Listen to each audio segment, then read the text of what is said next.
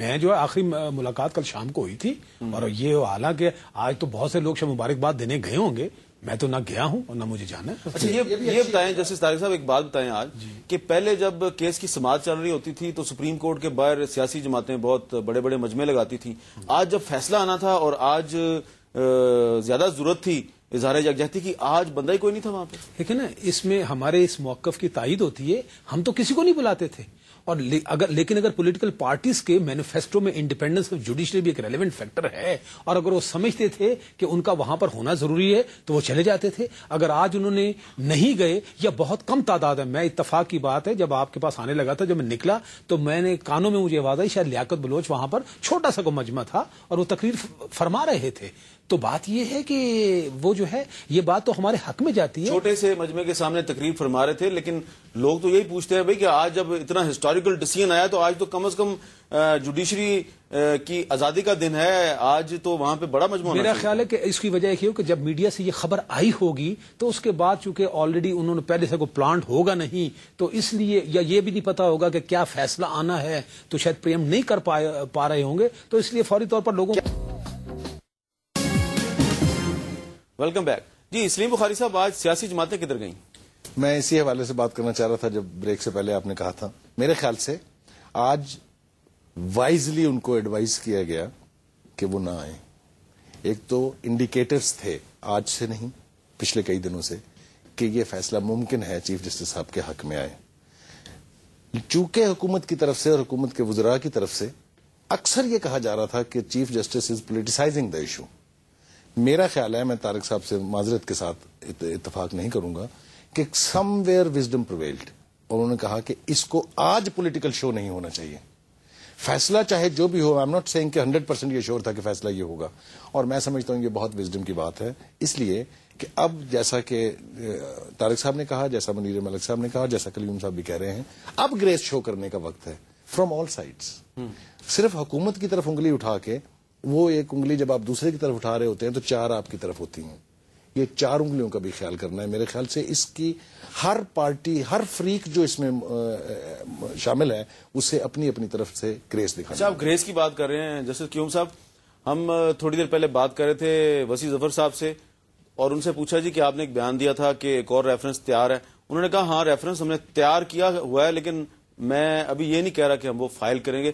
Reference تیار ہے یار. انہوں نے آپ پوری بات نہیں نا، آپ ان کو وسیع ظفر بیچارے کی یہ بھی پرابلم ہے، اس کو آدھی بات اس کی لوگ کرتے ہیں. باقی اس نے کہا ہے، انہوں نے کہا ہے کہ ہمارے پاس جو بھی انفارمیشن آتی ہے اس پہ ایکٹ کرتے ہوئے ہم ضروری کاغذات بنا لیتے ہیں، اور وہ میرے ڈراور میں ہے.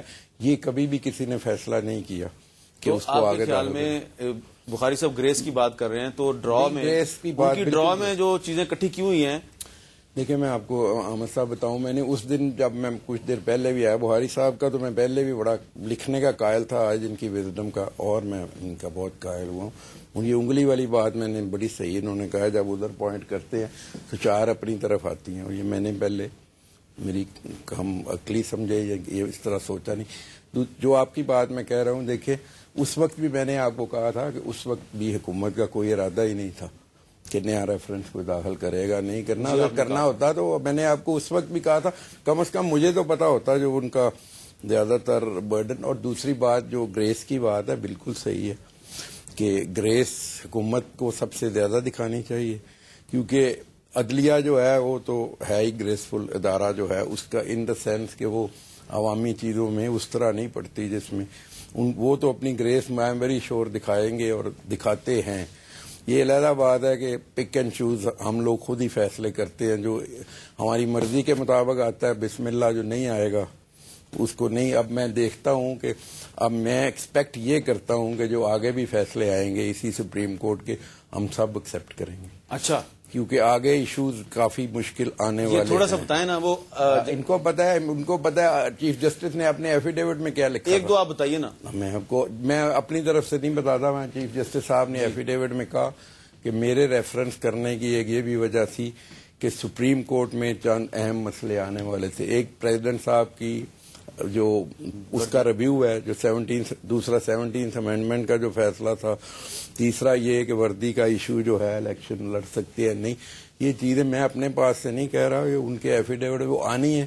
اب ہم تو میں تو شروع دن سے جو بھی میرے نزدیک ان کی اور میری تو ٹریننگ یہ ہے کہ ہم تو عدلیہ کے حصہ ہی سمجھیے، اور ہم نے تو جو فیصلہ آتا ہے بالکل ماننا ہے اور خوش دلی سے ماننا ہے. تو بخاری صاحب کیا نظر آ رہا ہے اب آپ کو آنے والے دنوں میں؟ میں نے اسی لیے پہلے بھی آپ سے یہ پوچھا تھا، آنے والے دنوں میں صدر کی وردی جو ہے یہ دوبارہ آپ سمجھتے ہیں کہ عدلیہ میں کسی مقدمے کی صورت میں زیر بحث آئے گی اور ایک نیا بحران پیدا ہو سکتا ہے؟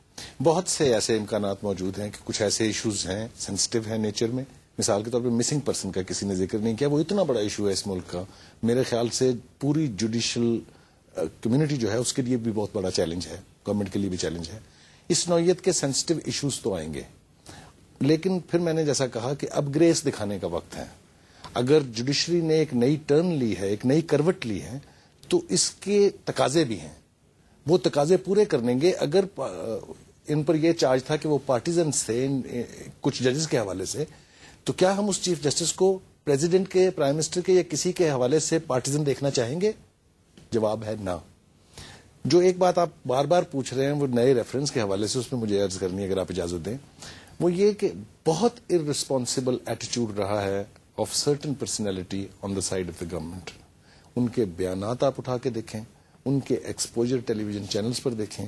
بسا اوقات انہوں نے ملک صاحب کا اور ان کے ساتھیوں کا کام مشکل کیا ہے، اور میں سمجھتا ہوں یہ کافی حد تک ذمہ دار ہے اس چیز کی کہ جوڈیشری کو اور زیادہ ڈیپتھ میں جا کے سوچنا پڑا کہ اگر اس کی اجازت دے دی جائے تو وہ بھی کوئی لافل ایکٹ نہیں ہے. تو ان بیانات کے حوالے سے میں یہ عرض کرنا چاہوں گا کہ کچھ تو خزاں ہے باعث بربادی ہے چمن، اور کچھ باغبان کا ہاتھ بھی اس میں ضرور ہے. تو اب جسٹس طارق صاحب وقت ہمارا ختم ہو رہا ہے، یہ بتائیں کہ یہ آئندہ اب جو وردی ایک ایشو بن رہی ہے، تو وردی پہ جو بھی فیصلہ آئے گا سپریم کورٹ کا وہ آپ قبول کریں گے؟ کیونکہ علی احمد کرد صاحب جو ہیں وہ آج سارا دن فیصلہ سامنے آنے سے پہلے یہ کہتے رہے کہ فیصلہ تو وہی قبول کریں گے جو عوام کو قبول ہوگا. دیکھیں جی، اسپیکنگ فار مائی سیلف، دیکھیں نا مثال کے طور پر اسی کیس کی بات کر لیں. سپریم کورٹ کی جوسڈکشن ہم نے انووک کی تھی، ہم سپریم کورٹ میں گئے تھے نا جی. سپریم جوڈیشل کونسل میں تو سرکار گئی تھی، یہاں تو ہم گئے تھے.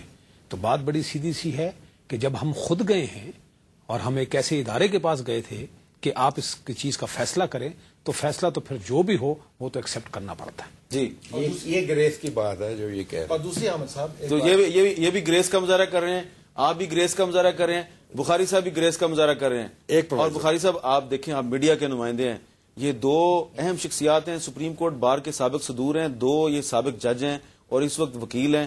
یہ آپ کے بارے میں بھی کہہ رہے ہیں گریس کا مظاہرہ کر رہے ہیں. شکر ہے کوئی تو آپ ہمارے کے بارے میں بھی کہتا ہے کہ ہم بھی گریسفل ہو گئے. حامد صاحب میں اس طرف آنے والا تھا کہ اگر اس کو جنگ قرار دیا جائے، اگر اس کو بہت بڑی وکٹری قرار دیا جائے، تو بدقسمتی کی بات ہے کہ ابھی تک کسی نے اس میں میڈیا کے رول کی بات نہیں کی.